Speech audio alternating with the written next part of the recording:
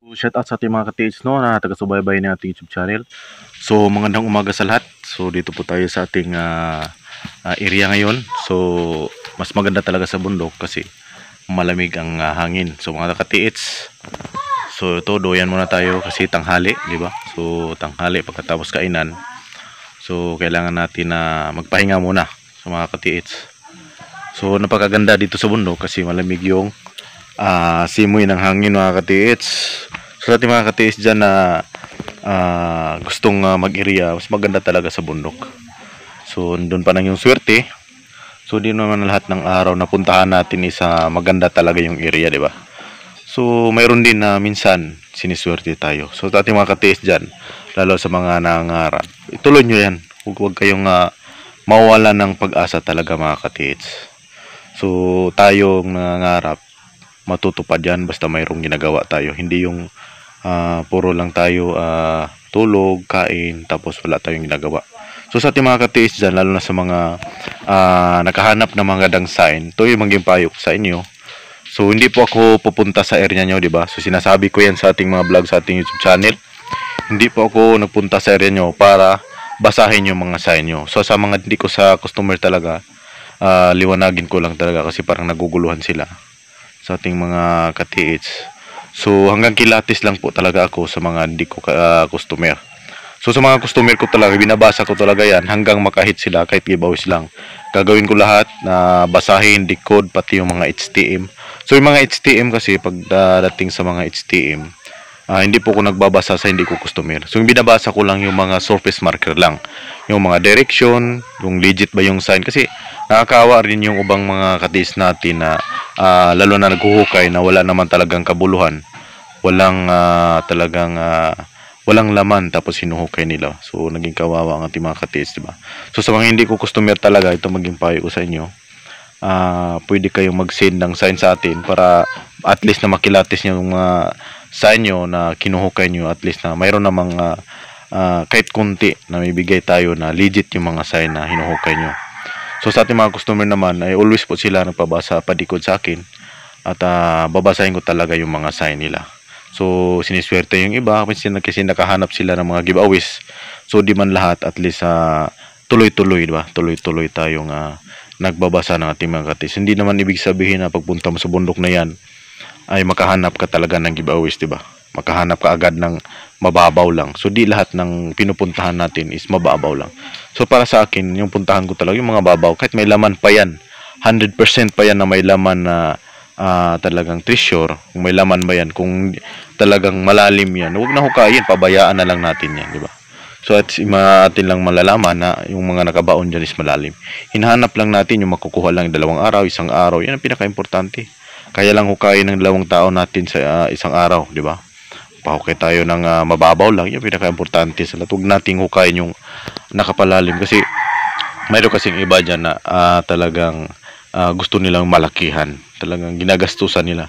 Hindi nyo alam kung anong mga hirap bago nyo makuha yan, anong mga trap, kasi karamihan ng mga trap dyan, lalo na pag matubig yung site, diba? So matubig yung site, napakahirap talaga. So pagdating sa treasure kasi dapat utakan, hindi yung ini-imagine na nyo na sobrang laki ng kikitain nyo, sobrang yaman nyo na pag nakuha nyo. Huwag nyo imagine yan. Imagine niyo kung talagang makukuha nyo ba talaga yan, makukuha ba or hindi, kasi siniswerte lang. Halimbawa kung nasa bundok ka, halimbawa maburol yung inuhukay mo, maswerte ka kung maburol kasi malayo talagang tubig niyan. So mayroon ding maburol, pero bihira lang na mayroong tubig.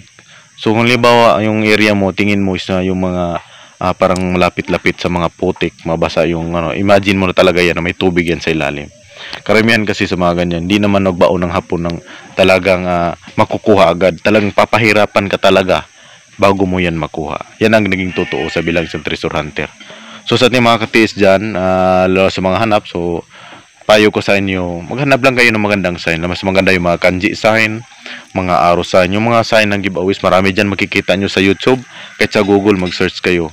Marami kayong makikita dyan, diba? So punta lang kayo ng bundok, marami kayong makikita. Kahit hindi treasure na hanapin nyo, marami kayong makikita dyan na napaka-importanting bagay talaga.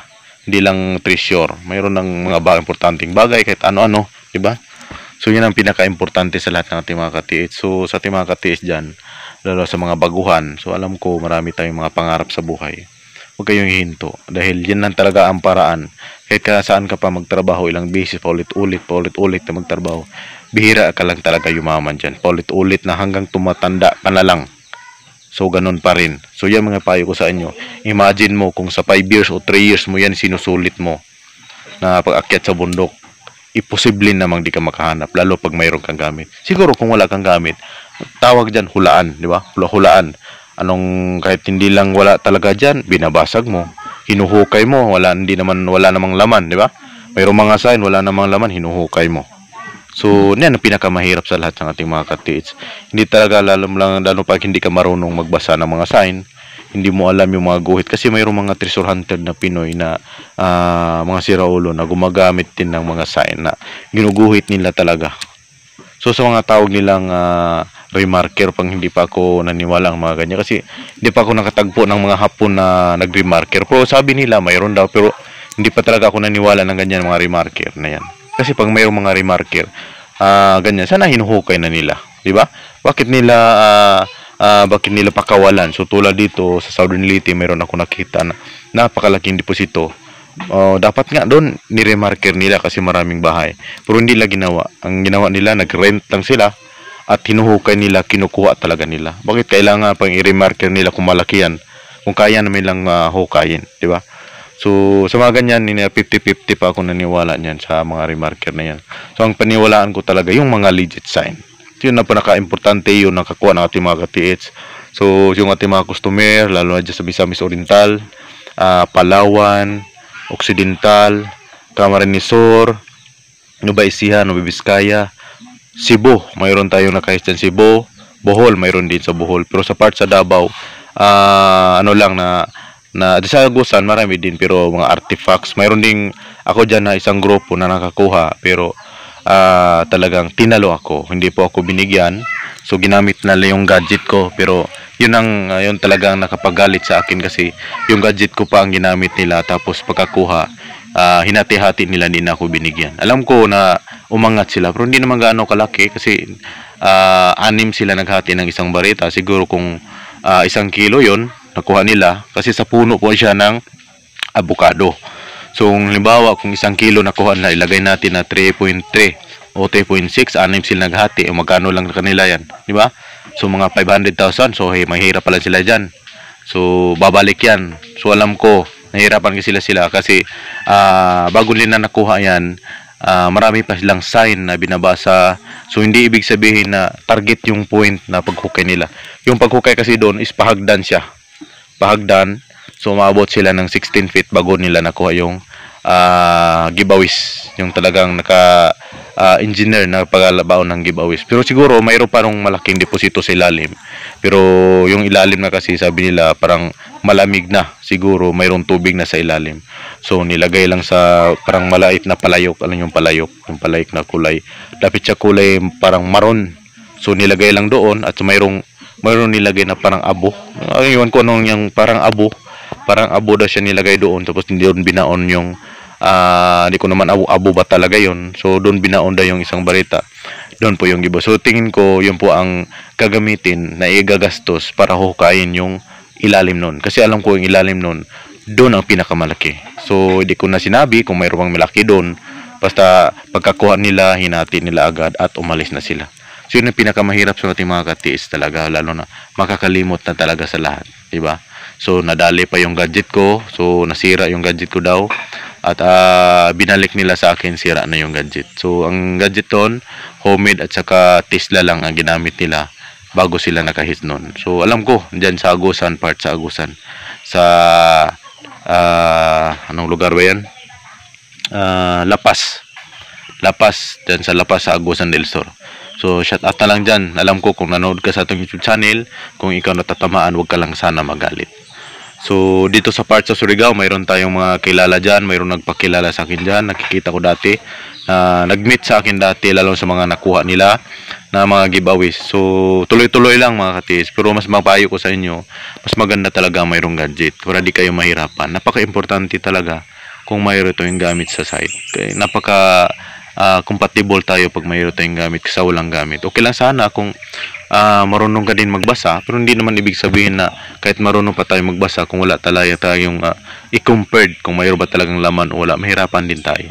Kasi halimbawa dyan, yung area na yan is na-recover na pala, tapos binalik na yung lupa, tapos nabalik na yung ibang sign. So nahukay mo na ulit sa ilang taon ang lumipas, so nahirapan din tayo, di ba? Ganun lang mga ka-TH, kasi maganda talagang mayroon kang gamit. Kasi pag nahukay na yan, tapos nahukay mo rin ulit, nahirapan ka mag-recover kasi wala naman talaga dyan kasi nakukuha na. So yun lang mga TH, so mayroon lang ako ipapakita sa inyo na isa daw mamahalin na bulak na ipapakita ko sa inyo. Tinatawag nilang Queen of the Night daw na flowers. So mamahal to, ipapakita ko sa inyo. Ito daw yung flowers na tinatawag nilang Queen of the Night. So ito daw ang original na tinatawag nilang Queen of the Night.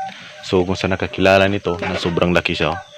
So dito mo lang to makikita sa Southern Leyte. Sa Southern Leyte to makikita. Queen of the Night na flowers. So pagkaalam ko, sa gabi ito nagkaroon ng bulaklak. Iwan ko bakit napakamahal to. So napakamahal daw tong bulak na to. So sa nakakaalam nito ay bihira lang to mahanap. So ito mga ka-TH, ito po yung tinatawag na Queen of the Night. So di ko lang babanggitin kung anong lugar, kung saan ito magkikita. Basta ito yung flowers na Queen of the Night. So yun lang mga TH, maraming salamat. Pag-subscribe na YouTube channel sa mga baguhan dyan. Payo ko sa inyo, mag-subscribe lang kayo para lagi ko updated sa ating mga video. God bless po sa mga baguhan. Gusto po kayo magpabasa ng mga sign nyo, pwede kayo magpabasa pero hanggang kilatis lang po ko. God bless po sa lahat.